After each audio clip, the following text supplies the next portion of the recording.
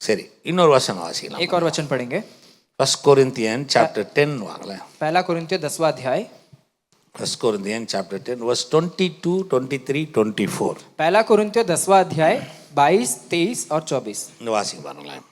நாம் கர்த்தருக்கு எரிச்சலை மூட்டலாமா? क्या हम प्रभु को क्रोध दिलाते हैं? அவரிலும் நாம் பலவான்களா? क्या हम उससे शक्तिमान है? பாருங்க, ரெண்டுத்துலயும் क्वेश्चन மார்க் வருது. देखिए दोनों में जो है एक प्रश्न दिया गया है। ஹிந்திலயும் வருதுன்னு நினைக்கிறேன். यहाँ पर हिंदी में भी है। பாருங்க, நாம் கர்த்தருக்கு எரிச்சலை மூட்டலாமா? क्या हम प्रभु को क्रोध दिला सकते हैं? இதை எப்படி எடுத்துக்கிறது? எரிச்சலை மூட்டலாம்னா என்ன? अब इस क्रोध को हम कैसे ले सकते हैं? சொல்லுங்க, எரிச்சலை மூட்டலாம்னா என்ன? अब जो है ये चिढ़ दिलाना करके हम जो बोलते हैं उससे समझ सकते हैं। எரிச்சல்ன்ற வார்த்தை ரொம்ப ஈஸியா நம்ம புரிஞ்சுக்கலாம். ये जो है चिढ़ दिलाना को हम जो है इजीली समझ सकते இப்போ हैं। வீட்டில் இருக்கிற எடுத்துங்களேன். अब घर पे रख लीजिए। இப்போ நீங்க ஒன்று சொல்றீங்க, आप कुछ कहते हैं, நீங்க சொல்றத மீறி ஒன்று செய்யும் போது ஆட்டோமேட்டிக் உங்களுக்கு என்ன வரும்? आप जो बोलते हैं उसे नहीं कर कर आप जो नहीं बोला उसे करते वक्त आपको क्या होगा? இப்போ நான் சொன்னேன் இல்லைங்களா, அதே எக்ஸாம்பிள் வாங்களேன். अब जो मैं उदाहरण दिया उसी पर आ जाइए। சோஃபால குதிக்காதன்றீங்க, आपने कहा कि सोफा में मत कूद, அது குதிக்குது. वो वापस कूदता है। திரும்ப சொல்லி குதிக்காதன்னு சொல்றேன்ல, अब वापस से कहता है मैंने कहा ना तो कि मत कूद, திரும்பவும் குதிக்குது. वापस से कूदता है। என்ன வரும் உங்களுக்கு? आपको क्या होगा? சொல்லுங்க, என்ன வரும்? क्या होगा? क्रोध आएगा। சிரிச்சிட்டே இருப்பீங்களா? आप हंसते रहोगे क्या? எனக்கு எரிச்சலாவது. मुझे जो है चिढ़ लगता அந்த है, வார்த்தையை நம்மளே சொல்லி எனக்கு எரிச்சலாவது. उसे जो है हिंदी में हम चिढ़ करके कह सकते हैं। திரும்ப குதிக்காதன்னு சொல்ல வரேன். वापस उसमें मत कूद। அப்போ ஒரு செயல், तब वहां पर एक कार्य ஏதோ ஒண்ணு என்ன பண்ணுது. वो कुछ हमें कुछ तो करता है। நான் சொல்றது எத்தனை பேர் விளங்குது? जो मैं कहता हूं आप समझ இப்போ पा रहे हैं? யோசிச்சு பாருங்க, பவுல் சொல்றாரு, अब पौलुस कहते हैं நீங்கள் கர்த்தருக்கு எரிச்சலை மூட்டலாமா? क्या आप प्रभु को क्रोध दिलाते हैं? அப்படின்னா என்ன? उसका मतलब क्या है? கர்த்தருக்கு விருப்பமில்லாதது ஒண்ணு செய்றீங்க, आप परमेश्वर की इच्छा के विरुद्ध जब आप கர்த்தர் करते ஒண்ணு हैं, அது உங்களுக்கு உணர்த்துறாரு, परमेश्वर आपको वो இல்ல दिखाते உங்களோட பேசுறாரு, हैं या फिर आपको बताते திரும்ப हैं, செய்றீங்க, अब वापस करते हैं, திரும்ப செய்றீங்க, वापस करते हैं, அப்ப உங்களுக்குள்ள நீங்க என்ன செய்றீங்க? तो अपने आप अंदर आप क्या करते हो? கர்த்தருக்கு என்ன உண்டாக்குறீங்க? अब परमेश्वर को क्या क्या करते हो? நான் சொல்றது எத்தனை பேர் விளங்குது? कितने लोग समझ पा சொல்றா, रहे हैं? அப்ப நாம் கர்த்தருக்கு எரிச்சலை மூட்டலாமா? हम प्रभु को क्रोध दिलाते हैं क्या? அவரிலும் நாம் பலவான்களா? क्या हम उससे शक्तिमान हैं? அவரை விட நம்ம பெரிய ஆளா? क्या हम उनसे भी बड़े हैं क्या? ஹalleluya. हालेलुया। புரியுதா இல்லீங்களா आप உங்களுக்கு? समझ पा रहे हो? பாருங்க, அடுத்த வசனம் சொல்லுது பாருங்க. उसके बाद वचन में कहता है 23 வாங்களேன். 23वां वचन, எல்லாவற்றையும் அனுபவிக்க எனக்கு அதிகாரம் உண்டு, सब वस्तुएं मेरे लिए उचित तो है, ஆகிலும் परंतु எல்லாம் தகுதியாயிராது. सब लाभ की नहीं। எல்லாவற்றையும் அனுபவிக்க எனக்கு அதிகாரம் உண்டு, सब वस्तुएं मेरे लिए उचित तो है, ஆகிலும் எல்லாம் பக்தி விருத்தி உண்டாக்க. परंतु सब वस्तुएं मुझे उन्नति नहीं। பவுல் சொல்றாரு, पौलुस कहता है எல்லாவற்றையும் அனுபவிக்க எனக்கு அதிகாரம் இருக்குதுங்க, सब वस्तुएं मेरे लिए उचित है, ஆனா ஃபர்ஸ்ட் சொல்றாரு ஆகிலும் எல்லாம் தகுதியாயிராது. लेकिन सब मेरे लिए लाभदायक नहीं है। எப்படி எடுத்துக்கலாம் இதை? अब ऐसा ले लीजिए, இப்ப தற்பிரியர்கள் அப்படின்னு வருது இல்லையா? பவுல் சொல்றாரு 2 தீமோத்தேயு 3:16 சொல்றாருல, தற்பிரியர். जो दूसरा तीमुथियुस 3:2 में कहता है स्वार्थी। இப்ப அதுக்கு இதுக்கு நீங்க கனெக்ட் பண்ணல. अब उसको और इसका संबंध देखिए। இப்ப நீங்க யோசிச்சு பாருங்க, தற்பிரியர்கள் அப்படின்னு சொன்னா அவங்க எப்படி இதுக்கு உகந்து வர முடியும்? वो अगर स्वार्थी है तो इस वचन के आधार पर कैसे அவங்க आएंगे? எதுவுமே யோசிக்க மாட்டாங்களே. वो लोग अपने बारे में नहीं सोचेंगे। Don't care anything anybody. அவங்க வாழ்க்கையே என்னன்னா யாரையும் மதிக்க மாட்டா, யாரையும் பத்தி யோசிக்கிறது கிடையாது. वो किसी के बारे में कुछ नहीं सोचेंगे, कुछ भी बारे में वो नहीं सोचेंगे, बस अपने பவுல் ही சொல்றாரு எல்லாவற்றையும் அனுபவிக்க எனக்கு அதிகாரம் உண்டு, लेकिन यहाँ पे पौलुस कहता है पर मुझे सारे कार्य करने के लिए तो उचित तो है, ஆனா எனக்கு தகுதியா இராது. पर वह मुझे उन्नति नहीं लेगा। இப்படி சொல்லட்டோமா உங்களுக்கு? अब मैं आपको कहता இப்ப हूँ, நான் இப்படி எடுத்துங்களேன், अब देखिए இங்க நிறைய வாலிப பிள்ளைங்க இருக்கீங்க, यहाँ पर अनेक युवक लोग हैं, தமிழ் சர்வீஸ் கன்னடா சர்வீஸ் எல்லாம் கூட நிறைய கூட்டம் இருந்தாங்க. तमिल और कन्नड़ा सर्विस में और भी भीड़ थी, அவங்க ஏகப்பட்ட கூட்டம், ஏகப்பட்ட குடும்பங்கள் இருந்தது. वहाँ पर और भी भीड़ और भी परिवार थे। நான் இந்த சபைக்கு நான் ஒரு பாஸ்டர், या फिर मैं इस कलीसिया का पास्टर हूँ, இங்க நான் ஒரு லீடர், यहाँ पर मैं एक लीडर हूँ, நான் ஒரு தலைவர், मैं एक नेता हूँ, यहाँ நான் का ஒரு ஸ்பிரிச்சுவல் ஃபாதர், ஸ்பிரிச்சுவல் பிரதர், मैं एक आत्मिक पिता और आत्मिक भाई हूँ எல்லா आपके வச்ச लिए। இடத்துல நான் நிக்கிறேன். अब उसके दौर पर मैं यहाँ இப்ப पर நான் खड़ा हूँ, உங்களுக்கு போதிக்கிறேன். मैं आपको प्रचार करता हूँ। இப்ப நீங்க யோசிச்சு பாருங்களேன், आप सोच कर देखिए, எல்லாவற்றையும் அனுபவிக்க எனக்கு அதிகாரம் இருக்குது. सब वस्तुएं मेरे लिए उचित तो है। நான் சொல்றது எத்தனை பேர்? जो मैं कहता हूँ आप समझ पा रहे हैं? எல்லாத்தையும் என்னால அனுபவிக்க முடியும், मैं सब कुछ अनुभव कर सकता हूँ, ஆனா परंतु எல்லாம் எனக்கு தகுதியாராது. सब मेरे लिए लाभदायक नहीं है। நான் சொல்றது எத்தனை பேர் புரியுது? जो मैं कहता हूँ कितने लोग समझ पा रहे हैं? புரியுறவங்க மட்டும். जो लोग समझे हैं। ஏன்? क्यों? பாருங்க, இப்ப நீங்க அங்க பவுல் சொல்றாருல 2 தீமோத்தேயு 3:16 3:2 சொல்றாருல, என்ன சொல்றாருன்னா தற்பிரியரா இருக்கிறாங்க பாருங்க. அது வந்து என்ன உண்டாக்குது அப்படின்னு சொன்னா கடைசி காலங்களில் அது தவறான போதனைன்ற தவறான உபதேசம்ன்றார் அவரு. देखिए जब दूसरा तीमुथियुस तीसरा अध्याय दूसरा वचन में जब स्वार्थी करके पौलुस तीमुथियुस को बताता है, वो किस विषय में बताता है कि अंतिम समय में जो गलत प्रचार की ओर जो मनुष्य आते हैं उसके विषय में। இப்போ இங்க நீங்க எடுத்துக்கிட்டீங்கன்னா अब यहाँ पर देखिए எல்லாவற்றையும் என்னால அனுபவிக்க முடியும். मैं जो है सब कुछ अनुभव कर அதுக்கு सकता எனக்கு हूँ, ரைட்ஸ் இருக்குது. उसके लिए मुझे अधिकार है, ஆனா அது எனக்கு தகுதியா இராது. लेकिन वो मुझे जो है लाभ नहीं देगा। ஏன் தகுதியா இராது? क्यों उन्नति नहीं है उसमें? பாருங்க, நான் ஒரு லீடர், देखिए मैं एक नेता நான் हूँ, ஒரு ஸ்பிரிச்சுவல் ஃபாதர், मैं एक आत्मिक நான் पिता ஒரு हूँ, ஸ்பிரிச்சுவல் பிரதர், मैं एक आत्मिक भाई நான் हूँ ஒரு आपके लिए। பாஸ்டர். मैं एक पास्टर हूँ। நீங்க யோசிச்சு பாருங்களேன். अब सोच कर देखिए, இப்போ எனக்கு எது தகுதியோ अब मुझे जो मेरे लिए लाभदायक है அது மட்டும் தான் என்னால அனுபவிக்க முடியும். मैं उससे ही जो है अनुभव कर सकता ஆனா எல்லாத்தையும் அனுபவிக்கலாம். हूँ। मैं जो है सब कुछ யாரும் अनुभव कर என்ன सकता கேள்வி கேட்க हूँ, முடியாது. कोई मुझे जो प्रश्न नहीं कर सकता। எதமே நான் சொன்னது விளங்குது? कितने लोग समझ पा रहे हैं? விளங்குற மட்டும் जो சொல்லுங்களேன். समझ पा रहे हैं? ஆமென். आमीन। நல்ல எக்ஸாம்பிளே சொல்றேன் பாருங்களேன். एक अच्छा उदाहरण दूंगा। இப்போ எல்லாவற்றையும் அனுபவிக்க எனக்கு அதிகாரம் உண்டு. अब जो है सारे वस्तुओं के लिए मुझे अनुभव करने की उचित तो है। செகண்ட் வேர்ட் சொல்றல, दूसरा बताता है எல்லாவற்றையும் அனுபவிக்க அதிகாரம் உண்டு. वह सब वस्तु मेरे लिए उचित तो है, ஆகிலும் परंतु எல்லாம் பக்தி விருத்தி உண்டாக்காது. सब वस्तुएं से उन्नति नहीं। பக்தி விருத்தியை உண்டாக்காதுன்னு சொன்னா கடவுளை குறித்து அறிந்து கொள்ளக்கூடிய ஒரு வாழ்க்கை உங்களுக்கு பெருகாது, பெருக்கத்தை உண்டு பண்ணாது. देखिए यहाँ पर ऐसा कहते हैं वस्तुओं से उन्नति नहीं करके कहे तो परमेश्वर के बारे में, परमेश्वर के विषय में जानना और उसमें बढ़ोतरी होने में वो जो है एक रुकावट होगा। அப்ப நான் எதை அனுபவிக்கிறேனோ, देखिए जो मैं अनुभव करता हूँ, நான் அனுபவிக்கிற அந்த காரியம் தான் உங்களுக்கு ஒரு பக்தி விருத்தியை உண்டு பண்ணுன்றாரு. जो मैं मेरे लिए उचित है वो आपके अंदर में एक उन्नति लाती है। இப்போ நான் ஒரு பொருள் சாப்பிடுறேன், देखिए मैं अगर कुछ एक அல்லது ஒரு பொருள் ஏதோ ஒன்னு குடிக்கிறேன், या फिर कुछ एक जूस पीता हूँ, அது உங்களுக்கு ஒரு இடரல் ஜூஸ்ல ஏதோ ஒன்னு குடிக்கிறேன், कुछ तो एक पीता हूँ, இப்போ நான் அது உங்களுக்கு ஒரு பக்தி விருத்தி உண்டாக்கலன்னு வெச்சீங்களேன், वो अगर आपके जीवन में उन्नति नहीं लाता है அது பிரயோஜனமே இல்ல. उसका कोई प्रयोजन नहीं है। எதுமே நான் சொன்னது புரியுது? कितने लोग समझ पा रहे हैं? இப்போ நீங்க யோசிச்சு பாருங்க, இப்படி வாங்க. अब ऐसा आइए, எல்லாத்தையும் என்னால அனுபவிக்க முடியும் मेरे तौर पर जो मैं कुछ भी अनुभव कर सकता हूँ। இல்லையா? இப்போ நான் வந்து இங்க வாலி பிள்ளைங்களா இருக்காங்க, நான் போய் ஒரு பேர் வாங்கி வச்சு குடிக்கிறேன்னு வைங்களேன். अगर यहाँ पर जो बहुत युवक है, मैं अगर एक बियर बोतल लेकर आकर पीता हूँ, அவன் என்ன பாக்குறான், அவன் என்ன யோசிப்பான்? वो युवा मुझे देखता है और वो क्या सोचेगा? ஓ, அவரு செய்யறாரு, அவரு பாஸ்டர், அவரே செய்யும்போது தப்பு இல்லையே. हाँ, जो पास्टर जी वो खुद कर रहे हैं, मतलब इसमें कुछ गलत तो नहीं அப்ப है। இவனுக்கு என்ன தோணும்? तब इसके अंदर क्या होगा? என்ன தோணும்? वो क्या सोचेगा?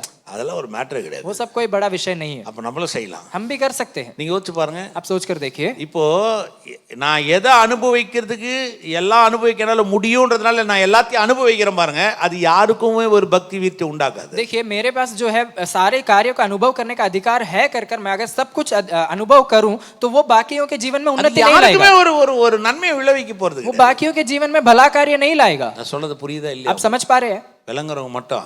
जो समझ पा रहे हैं, இப்போ இத நான் ரைட்னு சொன்னேன்னு வைங்களேன், अगर ये सही है करके मैं कहूँ तो யோசிச்சு பாருங்க, வெளியில இருக்கிற எல்லாருமே சபைக்கு வந்துடலாம். बाहर के सारे लोग जो आज कलीसिया में आकर बैठे हो, எல்லாருக்குமே பிடிக்கும். सबको पसंद है। வரும்போது அவனே ஒன்னு வாங்கிட்டு வருவான். आते समय वो खुद एक बोतल लेकर आएगा। நான் சொல்றது எத்தனை பேர் புரியுது? जो मैं बोलता ரொம்ப कितने வெளியில சூடா இருக்குது, बाहर बहुत गर्मी है, சில்லுன்னு ஒன்னு சாப்பிடுவோம், एक ठंडा एक पियेंगे, ஏங்க நானே வாங்கிட்டு வந்துட்டேன். या फिर मैं खुद लेकर आता हूँ। நான் சொல்றது விளங்குதா விளங்கலையா? जो मैं कहता हूँ समझ पा रहे हैं? அப்ப நீ யோசிச்சு பாருங்களேன், अब सोच कर देखिए, எல்லாத்தையும் அனுபவிக்க அதிகாரம் இருக்குது, सब कुछ अनुभव करने का अधिकार हमें है, ஆனா அது தகுதி யாராது? लेकिन उसमें जो है एक सही कार्य அது नहीं, பக்தி விருத்தி உண்டு பண்ணாது. वो एक भक्ति नहीं लाती है। இந்த தற்பிரியர்கள் இருக்கிறாங்க பாருங்க, ये जो स्वार्थी लोग हैं, அவங்களுக்கு அதெல்லாம் மேட்டரே கிடையாது. उनके लिए ये सब बहुत बड़ा विषय नहीं है, அது என்ன சொல்றாங்க, எதுவுமே தப்பு இல்ல, उनके लिए तो कुछ भी गलत नहीं है। இதுல என்ன பெரிய மேட்டர்னு பேசினீங்க? ये सब एक बहुत बड़ा विषय तप्पे है, கிடையாது। वो तो कुछ भी नहीं। யார் சொன்னது தப்புன்னு? किसने कहा कि ये गलत है? தப்பே கிடையாது. उसमें कुछ गलत அதனால नहीं தான் है। என்ன உண்டாச்சு சபைகள், इसीलिए आज कलीसिया में क्या हो गया? கடைசி நாட்களில் கொடிய காலங்கள்ல இப்படிப்பட்ட சபைகள் எழும்புதுன்ற अंतिम समय में इस दुर्घटनाओं के बीच में जो है सभा खड़ा होती है। 24 வாச்சு பாருங்க. अब 24वां वचन देखिए, ஒவ்வொருவனும் தன் பிரயோஜனத்தை தேடாமல் பிறருடைய பிரயோஜனத்தை தேட கடவன். कोई अपनी ही भलाई को नहीं वरन दूसरों की भलाई को ढूंढे।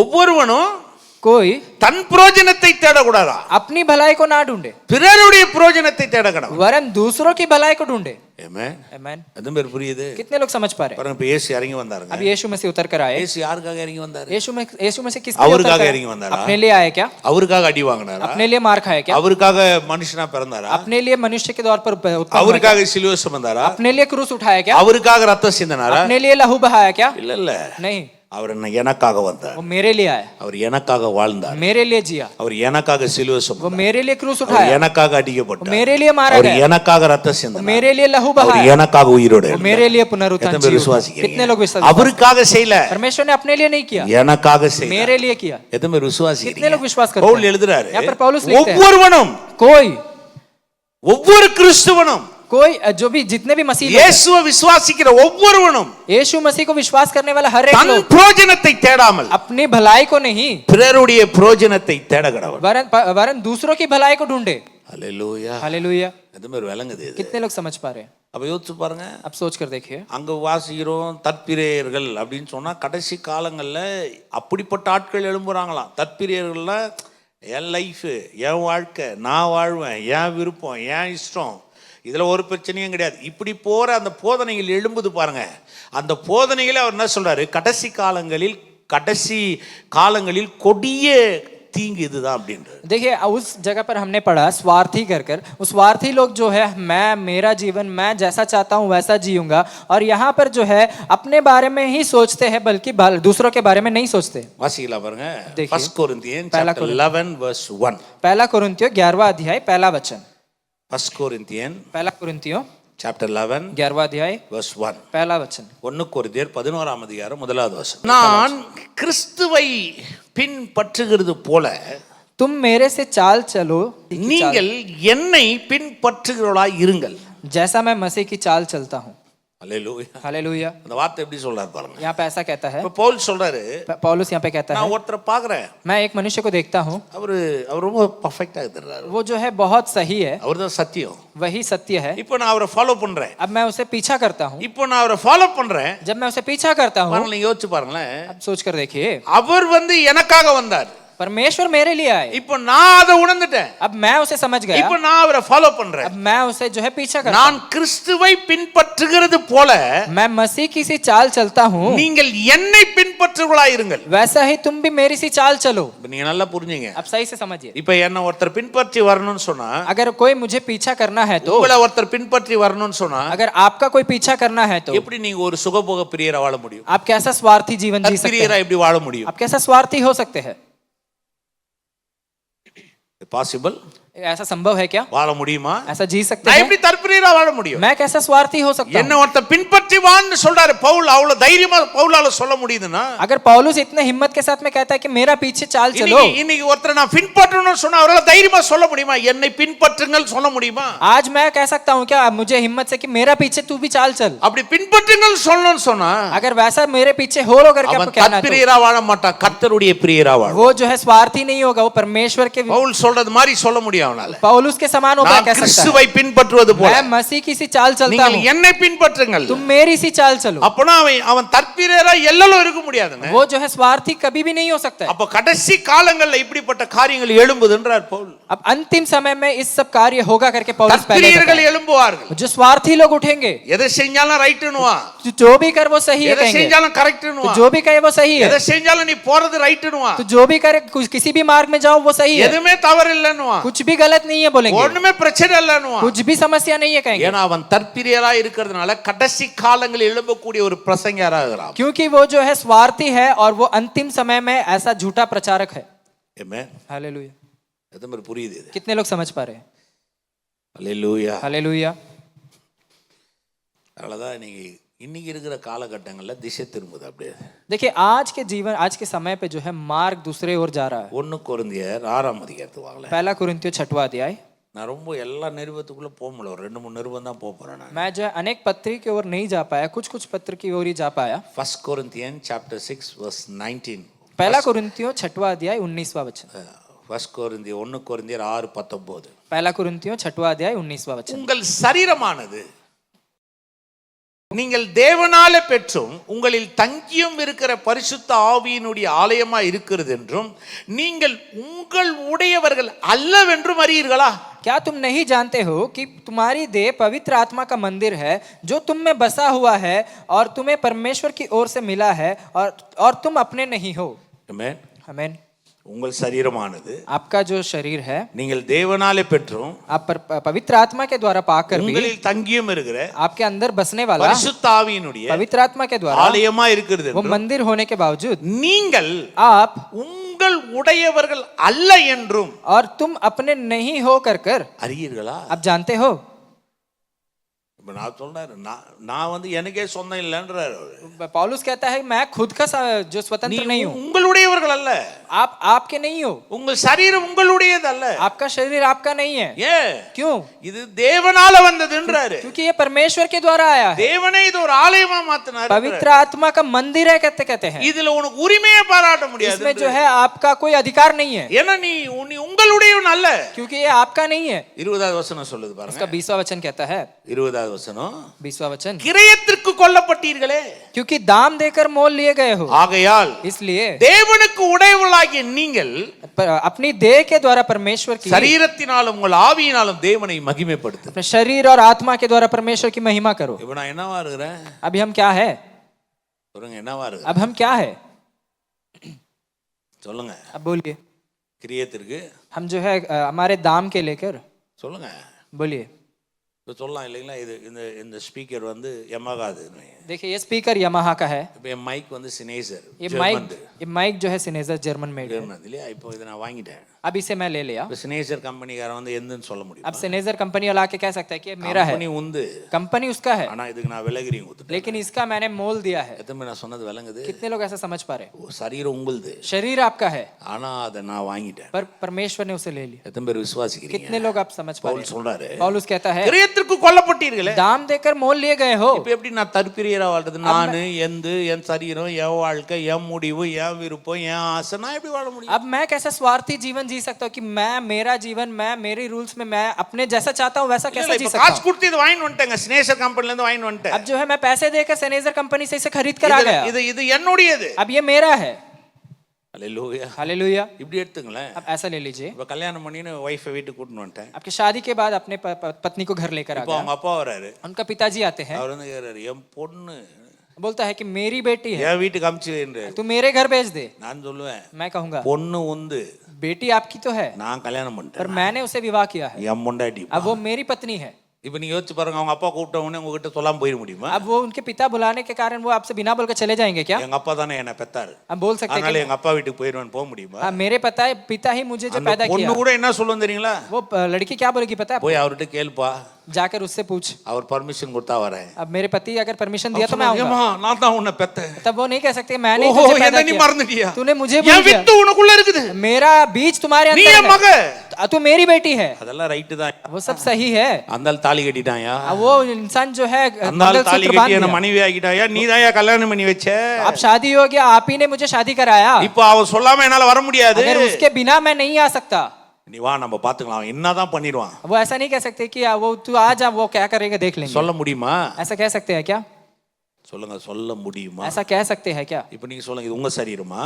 बोलिए आपका शरीर है क्या? என் சரீரம், मेरा என் விருப்பம், मेरा इच्छा, என் வாழ்வேன், मैं जीवन, என்ன யாரு கேள்வி? मुझे कौन प्रश्न करेगा? என் இஷ்டம். मेरी इच्छा, சொல்ல முடியாது. ऐसा नहीं कह सकते। உங்கள் சரீரம் आपका शरीर है, அவர் விலகிரியும் கொடுத்து வாங்கிட்டாராம். लेकिन परमेश्वर उसे दाम देकर ले சொல்றாரு लिया। பாருங்க, அவரே சொல்றாரு, क्योंकि परमेश्वर ऐसा कहता है, கிரியத்திற்கு கொல்லப்பட்டீர்கள், क्योंकि जो है दाम लेकर मोल ஆகையால் लिया। தேவனுக்கு உடையவளாகிய உங்கள் சரீரத்தினாலும் உங்கள் ஆவியினாலும் உங்களை மகிமைப்படுத்துங்கன்னு சொல்லல, தேவனை மகிமைப்படுத்துங்க. इसलिए अपने देह के द्वारा परमेश्वर की महिमा करो करके बताया गया है, अपने आप को महिमा मत करो। அல்லேலூயா. हालेलुया। எத்தனை பேர் விசுவாசிக்கிறீங்க? कितने लोग विश्वास करते हैं? ஆமென். आमेन।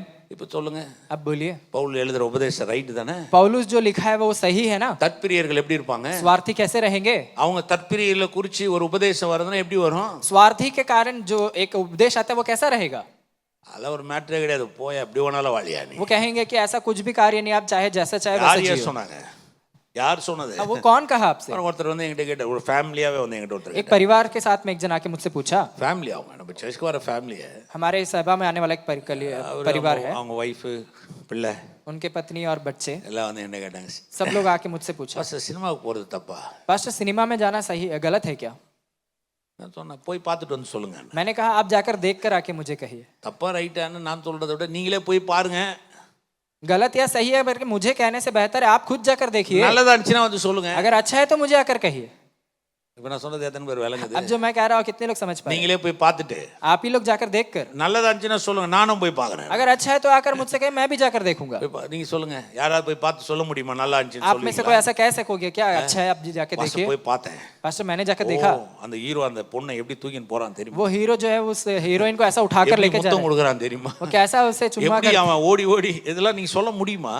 आप ऐसा बता सकते हैं இப்ப क्या? நீங்க கொஞ்சம் யோசிச்சு பாருங்க. आप सोच कर देखिए, அது ரைட்டா இருந்துச்சுன்னு வைங்களேன், अगर वो सही होता तो சத்தியமா என்கிட்ட கேட்க மாட்டீங்க. आप मुझे जो आकर मुझसे नहीं पूछते। நான் சொல்றது எத்தனை பேர் விளங்குது? कितने लोग समझ நீங்களே पा रहे பண்ண யாருக்காவது இப்படி கேளுங்களேன், பாஸ்டர் நான் பிச்சைக்காரனுக்கு காசு போறது ரைட்டா தப்பான்னு யாராவது கேட்டுருக்கீங்களா? हैं? आप जो है पास्टर जी से पूछते हैं क्या कि एक भिखारी को पैसा देना सही है गलत है? ஒரு ஏழைக்கு ஒரு ஒரு ஒரு ஏழை பாஸ்டர் அவங்களுக்கு வீடு கட்டி தரது ரைட்டா தப்பான்னு கேட்பீங்களா? एक गरीब है पास्टर, उसके लिए घर बना के देना सही है गलत है, कोई पूछते हैं? சொல்லுங்க, கேட்பீங்களா? आप ऐसा पूछेंगे? உங்களுக்கு எது ரைட் எது தப்புன்னு தெரியுது. आप खुद जानते हैं कि क्या सही है क्या அப்ப गलत है? சினிமா பக்கத்துல ரைட்டா தப்பான்னு ஒரு பாஸ்டர் சொல்லணுமா? क्या सिनेमा देखना सही है गलत है करके पास्टर से क्या அவனே पूछना சொல்றாங்க जरूरी है? 7 வயதுக்கு உட்பட்டவர்கள் இதை பார்க்க கூடாதுன்ற. जो है 7 साल के नीचे वाले लोग मत नहीं அதுக்கப்புறம் देखें। 16 வயதுக்கு உட்பட்டவர்கள் பார்க்க या கூடாது. फिर 16 उम्र के बच्चे मत அதுக்கப்புறம் देखें। 18 இயர்ஸ்ன்றான். उसके बाद में 18 साल कहते हैं। எத்தனை பேர் இதெல்லாம் பாக்குறீங்க? 7 + 16 + 18 அவனே போடுறான். वो खुद लिखता है कि 7 + 18 + 16 करके। இப்ப அவனுக்கே தெரியுது இந்த வயசுல இருக்கிறவங்க இதை பார்க்க வைக்காதீங்க. अब वो खुद जानता है कि ऐसे इतने उम्र के बच्चों को मत दिखाओ। இப்ப நான் சொல்ல இத अब मैंने नहीं कहा। நீங்க யோசிச்சு பாருங்க. अब देखिए, இப்ப நான் வந்து எப்படி ஒரு தற்பிரியரா வாழ முடியும்? मैं कैसा स्वार्थी बन सकता हूँ? நான் கிரயத்திற்கு கொல்லப்பட்டேன். मैं जो है मोल लिया गया हूँ। எத்தனை பேர் விசுவாசிக்கிறீங்க? कितने लोग विश्वास करते हैं? ஹalleluya. हालेलुया। சொல்லுங்க, கிரயத்துக்கு கொல்லப்பட்டேன். बोलिए, मुझे दाम देकर मोल लिया है। சொல்லுங்க, கிரயத்துக்கு கொல்லப்பட்டேன். दाम देकर मोल लिया है। ஆமென். हालेलुया। விசுவாசிக்கிறீங்களா? विश्वास करते हैं? எவ்வளவு பெரிய காரியம் பாருங்க. इतना बड़ा विषय है। வாசிக்கலாம். பிலிப்பியர் 2:21 வாங்களேன். अगला फिलिपियों का दूसरा अध्याय, பிலிப்பியர் 2ஆம் அதிகாரம் 21வது வசனம். फिलिपियों दूसरा अध्याय 21वां वचन। மற்றவர்கள் எல்லோரும் கிறிஸ்து இயேசு கூறியவர்களை தேடாமல் தங்களுக்குரியவைகளே தேடுகிறார்கள். क्योंकि सब अपने स्वार्थ की खोज में रहते हैं, ना कि यीशु मसीह की। இந்த வார்த்தை பாருங்க. यहाँ पे वचन देखिए, மற்றவர்கள் எல்லோரும் என்ன பண்றாங்களாம்? கிறிஸ்து இயேசுக்குரியவர்களை தேடாமல் क्योंकि वहाँ में ऐसा लिखा है, वह सब स्वार्थ की खोज में रहते हैं, தங்களுக்குரியவர்களை தேடுகிறார்கள். वो अपने स्वार्थ के विषय में खोज करते हैं। அதான் தற்பிரியர். वही जो है स्वार्थी है। தற்பிரியர்கள் எப்படின்னா கர்த்தருக்கு எது பிடிக்கும்? स्वार्थी लोग जो है परमेश्वर को क्या पसंद கர்த்தர் है? எதை விரும்புறாரு? परमेश्वर क्या चाहते हैं? கர்த்தர் எதை ஆசைப்படுறாரு? परमेश्वर की क्या आशा है? கர்த்தருக்கு எது பிடிச்சா நல்லா இருக்கும்? परमेश्वर की चाह क्या है? அதை தேடணும். उसे ढूंढने की आवश्यकता है। ஆமென். हालेलुया। பாருங்க, நிறைய பேருக்கு என்னன்னா அந்த தேவன் அப்படின்னும் போது அந்த கணம்ன்றது அவங்க மனதில் இல்லை. देखिए, परमेश्वर करके कहा जाए तो कई लोग जो है परमेश्वर को जो आदर देना है वो उन्हें भूल जाते हैं। ஒரு கணம், एक आदर, அவருக்குரிய ஒரு கணம். परमेश्वर का एक आदर। அவர் என் அப்பா தான், वो मेरा पिता है, ஆனா அவருக்குன்னு ஒரு கணம் இருக்குது. पर उसके लिए एक आदर है। எத்தனை பேர் விசுவாசி? कितने लोग विश्वास करते हैं? அல்லேலூயா. हालेलुया। கர்த்தருக்குரியவர்களை தேடுறதுனா என்னது? परमेश्वर के ओर ढूंढना उसे बस। இயேசு சொன்னார் பாருங்க, यीशु मसीह ने कहा, என் பிதாவுக்கு எது சித்தமோ அதை தான் நான் செய்வேன். मेरे पिता का जो इच्छा है मैं सिर्फ वही என் करता हूँ। பிதா சொல்லாதது ஒன்றையும் நான் செய்ய மாட்டேன். मेरे पिता जो नहीं कहा मैं उसमें से एक भी नहीं करता हूँ। என் பிதா சொல்லாதது ஒன்றையும் செய்ய மாட்டேன். मेरे पिता जो नहीं कहा उसमें से मैं एक भी नहीं करता हूँ। அதான் கிறிஸ்துவுக்குரியவைகளை தேடுறது. वही जो है मसीह में खोज करना है। ஆமென். புரியுதா இல்லைங்களா? समझ पा रहे हैं? நிறைய பேருக்கு என்ன, நான் தேடுறதெல்லாம் பிதா தேடுற மாதிரி, நான் தேடுறதெல்லாம் கிறிஸ்துக்குரியதுன்னு ஆயிடுமா? நான் தேடுறது எல்லாமே எப்படி கிறிஸ்துக்குரியதாகும்? अनेक लोग सोचते हैं कि जो भी मैं ढूंढता हूँ वो मसीह है, लेकिन सब ऐसा हो सकता है क्या? அது எப்படி முடியும்? वो ऐसा पॉसिबल है? இல்ல. नहीं।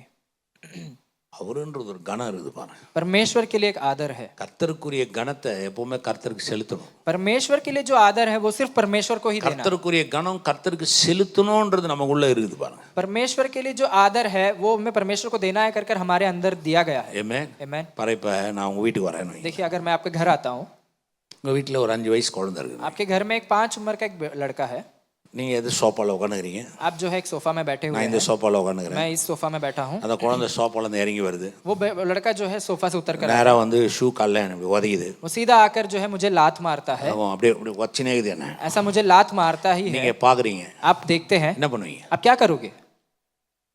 என்ன பண்ணுவீங்க? अब क्या करोगे? டக்குன்னு சொல்லுங்க, ஐயோ பாஸ்டர் அங்கிள் உதைக்க கூடாது. आप फट से आकर बोलेंगे कि पास्टर अंकल को आप लात मत मारो। ஐயோ அப்படியெல்லாம் உதைக்க கூடாது, தப்பு அது, சாரி சொல். ऐसा मत करो, सॉरी बोले गलत है। இல்லையா? நான் சொல்ற பரவாயில்லைங்க, குழந்தை தானே. मैं कहता हूँ कोई बात नहीं, छोटा बच्चा तो திரும்பவும் है। போய் நீங்க சோஃபால உட்கார வைக்கிறீங்க. आप एक और बार जाके सोफा में बैठाते திரும்ப हैं ஒரு 10 நிமிஷத்துல இறங்கி வருது. और फिर से उतर कर आता है, இறங்கி வந்து திரும்ப என்ன உதையுது. और एक और बार आकर लात मारता है। அது கால்ல வந்து என்ன உதையுதுன்னு வைங்க. वो अगर आकर मुझे लात मारता है, திரும்ப நீங்க அதை பாக்குறீங்க. आप एक और बार देखते हैं, என்ன செய்வீங்க? आप क्या करोगे? கொஞ்சம் வாய்ஸ் ரைஸ் பண்ணி சொல்லுவீங்க. आपकी आवाज उठाकर कहेंगे, நான் சொல்றேன், मैं कहता हूँ இப்படி பண்ணாத, ऐसा मत कर, அவர் பாஸ்டர், वो पास्टर जी है, அவர் அப்படி பண்ணக்கூடாது. अब उनसे ऐसा नहीं Sorry करना सोल। है। सॉरी बोल, திரும்பி அது வந்து உட்காந்துருது. और फिर से जाकर बैठ जाता है। திரும்ப இறங்கி வருது. एक और बार उतर कर आता है, ஒரு 5 நிமிஷம் பொறுத்து एक 5 मिनट के बाद, திரும்ப வந்து என்ன உதையுது. एक और बार 5 मिनट बाद आकर मुझे मारता है। என்ன பண்ணுவீங்க? आप क्या करोगे? சொல்லுங்க, என்ன பண்ணுவீங்க? आप क्या करोगे? பலான்னு ஒன்று வைப்பீங்க. अब जोर से खींच कर एक दोगे उसको। அறிவில்ல சொல்லினேங்கிறேன். तुझे बुद्धि नहीं है, मैं बता रहा हूँ। உங்க வித்து, आपका जो बीज है, உங்க பிள்ளை, आपका बच्चा है, உங்க ரத்தம், आपका लहू है। யோசிச்சு பாருங்க. आप सोच कर இப்ப देखिए, ஏன் அடிக்கிறீங்க? आप क्यों मार रहे हो? அது கனம். क्योंकि वहां पर एक आदर, ஒருத்தர் கொடுக்க வேண்டிய கனத்தை கொடுக்கணும். एक जन को देने वाला आदर वहां पर देने की आवश्यकता है। அவர் அண்ட சராசரித்தும் படைத்த ஆண்டவர். परमेश्वर इस सारे पृथ्वी का सृजनहार है। அவர் உங்க அப்பா தான். परमेश्वर आपका पिता है, அதுல எந்த மாற்று கருத்தும் கிடையாது. उसमें कोई गलत नहीं है। ஆனா அவர் சர்வ சிருஷ்டித்துக்கும் எஜமானன். पर वो सारे सृष्टि का मालिक है, அவர் இல்லாம ஒண்ணுமே இல்ல. उनके द्वारा कुछ भी नहीं है। ஆனா அவர் கொடுக்கிற அந்த கனம், लेकिन परमेश्वर को देने वाला आदर, அந்த கனத்தை நம்ம கொடுக்கணும். उस आदर को हम परमेश्वर को ही देना है। அதமே நான் சொன்னது कितने புரியுது. लोग ये समझ पा रहे हैं? தற்பிரியர்களா இருக்கிறவங்க அதை பெருசா நினைக்க மாட்டாங்க. स्वार्थी लोग इसे बहुत बड़ा विषय नहीं समझेंगे। அவங்களுக்கெல்லாம் அது புரிய தெரியவே தெரியாது. उनको जो है इस विषय के बारे में कुछ नहीं पता है। அவங்க மனதுல ஒண்ணும் தோணவும் தோணாது. उनके मन में ऐसा कुछ सोच ही नहीं आया, ஏன்னா தற்பிரியலா இருக்கிறவங்க, क्योंकि जो स्वार्थी लोग हैं, நானு, मैं, எந்து, मेरा, என் வாழ்க்கை, मेरा जीवन, என் முடிவு, मेरे நான் निर्णय, செய்யறதா, जो मैं करता நான் हूँ, யாரையும் மதிக்கணும்னு அவசியம் இல்லை. मुझे किसी को आदर देने की जरूरत नहीं है। பவுல் சொல்றாருங்க, पौलुस कहता है, இப்படிப்பட்ட போதனைகளை ஒருத்தன் செய்யறான்னு சொன்னா, अगर ऐसा कोई उपदेश देता है तो கடைசி நாட்களில் இது இப்படிப்பட்ட ஆட்கள் எழும்புவார்கள்னு பவுல் சொல்றாரு. पौलुस ऐसा कहता है कि अंतिम समय में ऐसे लोग आकर खड़े होंगे। இன்னைக்கு பாருங்க, சில நேரத்துல இதெல்லாம் பார்க்கும்போது ஒரு வேதனையா இருக்கு. अब देखिए, कुछ समय में इसे देखते वक्त बहुत दुख होता है, வேதம் சொல்லுது, क्योंकि वचन कहता है, கர்த்தருக்கு நீ கொடுக்கிற அந்த மரியாதை, परमेश्वर को जो आदर आप देते நீ हो, கொடுக்கிற அந்த கனம், जो सम्मान आप परमेश्वर को அதுதான் देते हो, கர்த்தருக்கு பயப்படுகிற பயம்னு சொல்றாரு. वही परमेश्वर के भय मानना है। அது கீழே சொல்லுது, इसके बाद कहता है, அது ஞானத்தின் ஆரம்பம். वो जो है शिक्षा का आरंभ है। அல்லேலூயா. हालेलुया। எத்தனை பேர் புரியுது? कितने लोग समझ पा रहे हैं? கர்த்தருக்கு கொடுக்கிற கனம்னு ஒன்று இருக்குது பாருங்க. परमेश्वर को देने वाला एक आदर है, அது ரொம்ப ரொம்ப precious. वो बहुत महत्वपूर्ण है। அவர் என் அப்பா தான், वो मेरा पिता है, ஆனா நான் அவருக்கு ஒரு கனம் கொடுக்கணும். लेकिन मुझे उसे एक आदर देने की आवश्यकता எத்தனை நான் சொன்னது है। कितने புரியுது? लोग समझ पा रहे हैं? ஹalleluya. हालेलुया, ஹalleluya. हालेलुया। விசுவாசிக்கிறீங்களா? आप विश्वास करते हो? கடைசியா ஒன்று வாசி முடிப்பு. எஃபீசியன் சாப்டர் 5. अब अंत में पढ़ेंगे इफिसियों 5वां अध्याय। கடைசியா அதை வாசி முடிக்கலாம். इफिसियों 5वां अध्याय 5ஆம் அதிகாரம் 1-2 வாசிக்கிறேன் பாருங்க. पहला और दूसरा वचन। ஆதலால் நீங்கள் பிரியமான பிள்ளைகளைப் போல தேவனை பின்பற்றுவர்களாகி, इसलिए प्रिय बालकों के समान परमेश्वर का अनुकरण करो। அந்த வார்த்தை நல்லா இருக்குல்ல? यहाँ पे वचन ऐसा लिखा है ना? பிள்ளையாய் பின்பற்றுங்கன்னு சொல்லல, जो बालकों के समान पीछा करो करके நீங்கள் नहीं कहा। பிரியமான பிள்ளைகளைப் போல. आप प्रिय बालकों के समान। அப்படின்னா அவர் சொல்றாரு பாருங்களேன், உங்க அப்பான்றவரை எப்படி கனப்படுத்துறோம் அப்படி ரொம்ப முக்கியம். अब जो है यहाँ पर हमारे पिता को हम कैसा आदर देते हैं वो बहुत महत्वपूर्ण இதுக்கு ரொம்ப ரொம்ப ரொம்ப எக்ஸாம்பிளா இயேசுவை தான் எடுக்க முடியும். है। ये सबसे बड़ा एक उदाहरण यीशु मसीह है। அவர் பிதா வந்து சொந்த பிதாவை கூட எந்த இடத்துல வந்தாலுமே ஒரு ஆனரபிளா பயபக்திக்குரியவரா பேசுறாரு. देखिए, सारे जगह पर जहां भी यीशु मसीह ने पिता के बारे में बात किया, सब जगह परमेश्वर ने आदर दिया है, ரொம்ப கனம். बहुत आदर दिया நீங்க है। பாருங்களேன், எந்த இடத்துலயாவது இயேசு பிதாவை கனவீனமா ஒரு வரி சொல்லிடுங்க, நான் பிரசங்கத்தை விட்டுறேன். நான் कहीं पर एक ஒரு जगह, வார்த்தை, कहीं पे ஒரு சென்டென்ஸ், एक सेंटेंस या एक शब्द या என் एक ஊழியத்தை वचन, விட்டுறேன். मैं जो है मेरा सेवा छोड़ दूंगा कि कहीं आप बता सकते हैं कि परमेश्वर ने अपने पिता को एक शब्द अनादर बारे कुछ शब्द कहा। போய் பாருங்க. अब जाकर देखिए, கனம். आदर, பிதாவே पिता எப்பொழுதும் நீர் எனக்கு செவி கொடுக்கிறீர். आप हमेशा मेरे लिए सुनते हैं। அல்லேலூயா. हालेलुया। எங்களுக்கு ஜெபம் பண்ண சொல்லி கொடுங்க. हमें मुझे प्रार्थना करना सिखाइए। சீஷர்கள் கேக்குறாங்க, चेले लोग पूछते हैं, எங்களுக்கு ஜெபம் பண்ண சொல்லு. हमें प्रार्थना करना सिखाइए। அவர் சொல்றாரு, तब वे कहते हैं, பரமண்டலத்தில் இருக்கிற எங்கள் பிதாவே. स्वर्ग राज्य में जो पिता है, பரமண்டலம், स्वर्ग राज्य, பரலோகம், स्वर्ग राज्य, முழு உலகம் सारे संसार, ஆளுகிற எங்கள் பிதாவே, संसार को सृजनहारा वाला परमेश्वर, உம்முடைய நாமம் பரிசுத்தப்படுவது. आपका नाम पवित्र माना जाए। அதான் பேர் புரியுது இதெல்லாம். कितने लोग समझ पा रहे हैं? ஹalleluya. हालेलुया। இயேசு இது பவுல் எழுதும்போது சொல்றாரு, நீங்கள் பிரியமான பிள்ளைகளைப் போல தேவனை பின்பற்றுவீர்களாய். यहाँ पे पौलुस लिखते हैं, इसलिए प्रिय बालकों के समान परमेश्वर का अनुकरण करो। பாருங்க, சுகபோகமா வாழ்ற, அதாவது தற்பிரியரா வாழ்ற அந்த வாழ்க்கை இருக்குது பாருங்களேன், அது வந்து கர்த்தருக்குரிய வாழ்க்கை கிடையாது. देखिए यहाँ पर स्वार्थी और अपने लिए जो जीते हैं वो परमेश्वर के लिए वाला जीवन नहीं है. தற்பிரியமா நான் என்னுடையது, என் வாழ்க்கை, என் விருப்பம், என் இஷ்டம், நான் எனக்கு பிடிச்சதை செய்வேன்ற வாழ்க்கை இருக்குது பாருங்க, அவ்வளோ ஒரு நல்ல வாழ்க்கை இல்லைன்றது பவுல் சொல்றாரு. देखिए पॉल कहता है जो स्वार्थी जीवन है, मेरा जीवन है, मैं ऐसा जीऊंगा, मेरे लिए सब कुछ, ऐसा जीवन जो है परमेश्वर के सामने एक सही वाला जीवन नहीं है. அது ஒரு நல்ல வாழ்க்கை இல்லை, அது वो एक अच्छा जीवन नहीं है. பவுல் இங்க சொல்லும்போது சொல்றாரு பாருங்க, देखिए पौलुस यहाँ पे कहते हैं நீங்கள் பிரியமான பிள்ளைகளைப் போல தேவனை பின்பற்றுவளாகி, इसलिए प्रिय बालकों के समान परमेश्वर का अनुकरण करो. இரண்டாவது வசனம் சொல்லுது பாருங்க, दूसरा वचन में கிறிஸ்து நமக்காக தேவனுக்கு சுகந்த வாசனையான காணிக்கையாகவும் பலியாகவும் ஒப்பு கொடுத்து நம்மில் அன்பு கூர்ந்தது போல நீங்களும் அன்பிலே நடந்து கொள்ளுங்கள். और प्रेम में चलो जैसा मसीह ने भी तुमसे प्रेम किया और हमारे लिए अपने आप को सुखदायक सुगंध के लिए परमेश्वर के आगे भेंट करके बलिदान कर दिया. எப்படி எப்படி அன்பு கூர்ந்தாரா? कैसा परमेश्वर ने प्रेम किया? கிறிஸ்து मसीह நமக்காக, हमारे लिए, அவருக்காக இல்ல, நமக்காக हमारे लिए தம்மை, अपने आप को, அவரை தேவனுக்கு சுகந்த வாசனையான जो है परमेश्वर के लिए एक सुखदायक ஒரு காணிக்கையாக, एक भेंट के समान, பலியாக, बलि के समान ஒப்பு கொடுத்தது போல वो जो है सौंप दिया. நீங்களும், आप भी, அந்த வார்த்தை அப்படிதான், நம்மில் அன்பு கூர்ந்தது போல, ऐसा लिखा है, और हमारे लिए நீங்களும் आप भी கிறிஸ்துவுக்காக, मसीह के लिए, தேவனுக்கென்று मसीह के लिए சுகந்த வாசனையாக जो है सुखदायक உங்களை अपने आप को காணிக்கையாகவும் भेंट பலியாகவும் बलिदान कर ஒப்பு கொடுக்க வேண்டும் என்று जो है सौंप देना है.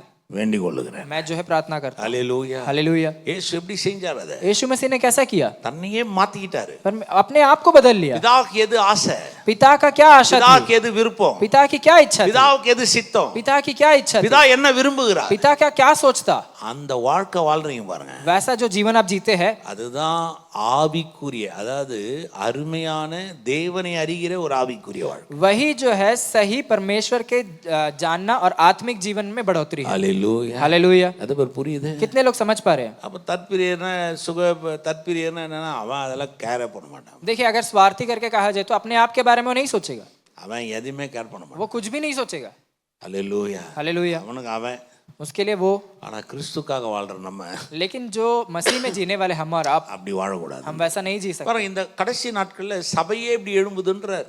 देखिए अंतिम समय में कलीसिया ऐसा खड़ा होता है करके पौलुस कहते हैं. இப்படிப்பட்ட பிரசங்கத்தை பண்ணுமா? ऐसा प्रचार भी होता है.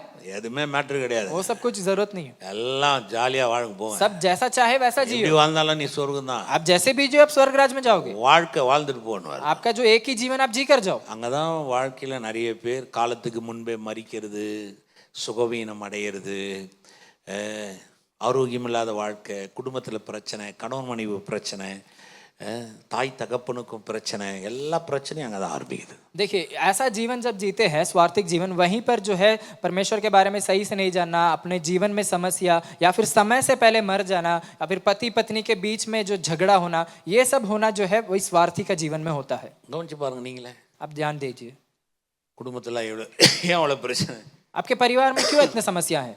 இப்படிப்பட்ட போதனைகளை கேட்கறதுனால அவங்க நினைக்கிறாங்க ஒன்றுமே இல்லை, மேட்ரு எப்படி வேணாலும் வாழலாம், போயா வாழ்க்கைன்றது என்ன அவ்வளோதானே அப்படின்னு போய். इस प्रकार के இதுக்கு ஒரு சபா அவசியமா, இது ஒரு பாஸ்டர், இது ஒரு ஆவியானவர், இதுக்கு தேவதூதரெல்லாம் அவசியமா? யோசிச்சு பாருங்க. इस प्रकार के प्रचार सुनने के कारण वे सोचते हैं मैं जैसा चाहूँ वैसा जी सकता हूँ, इसके लिए कोई कलीसिया की आवश्यकता है क्या, या फिर कोई पास्टर की आवश्यकता है, या फिर कुछ एक सही प्रचार की आवश्यकता है. அவசியமே கிடையாது. ऐसा कोई आवश्यकता ही नहीं. இல்லை, नहीं. கடைசி நாட்களில் இப்படிப்பட்ட சபைகள் எழும்புமா? अंतिम समय में ऐसे कलीसिया जो खड़े होंगे, அதுக்கு தான் அவ்வளோ எச்சரிக்கையாக கொடுக்குறாரு. जिसके कारण ही यहाँ पे पौलुस इतने ஒரு வரி தான் காமிச்சேன், मैं जो एक ही शब्द ஒரு बताया, வார்த்தை தான் காமிச்சேன். एक ही शब्द दिखाया मैंने. அடுத்த வாரம் வருது பாருங்க, அடுத்து சொல்ற பணப்பிரியர்கள், இதுக்கு என்ன அர்த்தம்ன்றதை காமிக்க போறோம். इसके बाद जो आगा वो लोभी के बारे में बताया गया. இன்னைக்கு வந்து சர்ச் எதெல்லாம் எப்படியெல்லாம் தேவன் உருவாகணும், அதுக்கு ஆப்போசிட்டா மாறி அந்த சபைகளே உபதேசங்களே கடைசி நாட்களில் கொடிய காரணியில் போய் மாட்டுதுன்றது. देखिए आज परमेश्वर का वचन जैसा कहता है उसमें ना रहकर उन लोग अपना स्वार्थी बनकर उनको जो चाहते हैं वैसा कर कर आज का सभा बहुत एक कठिन समय में आकर खड़ा हुआ है. ஆமென். आमेन.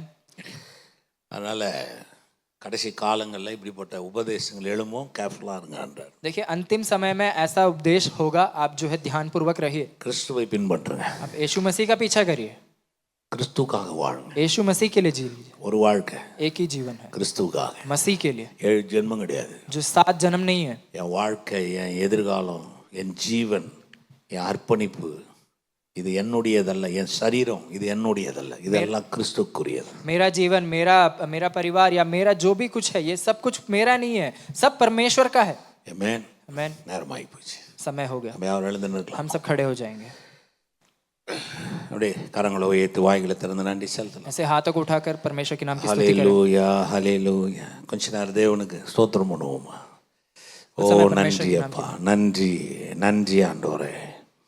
ஹல்லேலூயா, ஹல்லேலூயா, ஹல்லேலூயா. ஸ்தோத்திரம் பண்ணுங்களேன். धन्यवाद करेंगे परमेश्वर को. ஓ எல்லாரும் வாய்களை सब திறந்து आवाज उठाकर தேவனை துதிங்க. परमेश्वर की स्तुति करें. அவர் நல்லவர். परमेश्वर भला है. அவர் நமக்காக இறங்கி வந்தவர். परमेश्वर हमारे लिए उतर आया. நன்றி ஆண்டவரே. धन्यवाद करते हैं प्रभु ஓ மை துதிக்கிறோம். की स्तुति करते हैं परमेश्वर. தகப்பனே உமக்கு நன்றி. पिता आपकी स्तुति हो. ஓ ஸ்தோத்திரிக்கிறோம் ஆண்டவரே. धन्यवाद परमेश्वर. ஸ்தோத்திரிக்கிறோம். धन्यवाद परमेश्वर. ஸ்தோத்திரிக்கிறோம் ஆண்டவரே. स्तुति करते हैं परमेश्वर. கிருபை உள்ளவரே ஸ்தோத்திரம். अनुग्रह से भरा வந்த परमेश्वर ஒவ்வொருத்தருக்காக आए हुए हर एक के लिए நன்றி मैं செலுத்துகிறேன். धन्यवाद அவளை को ஆசீர்வதிக்கிறேன். आशीष करता हूँ. அவருடைய வாழ்க்கையை ஆசீர்வதிக்கிறேன். कि जीवन को आशीष करता हूँ. கர்த்தர் அவளுக்கு வைத்த நோக்கங்களுக்காக, परमेश्वर उनके जीवन में जो उद्देश्य கர்த்தர் रखा அவளுக்கு है, வைத்த கிருபைகளுக்காக परमेश्वर आपने जो उनके जीवन में अनुग्रह रखा है, दया के लिए ஸ்தோத்திரம் ஆண்டவரே. स्तुति करते ஸ்தோத்திரம். स्तुति करते हैं परमेश्वर. பெரியவர் ஆண்டவரே. आप बड़े हैं परमेश्वर. பெரியவர். आप बहुत महान हैं. உம்முடைய நாம மகிமைப்படட்டும். आपकी नाम की महिमा हो.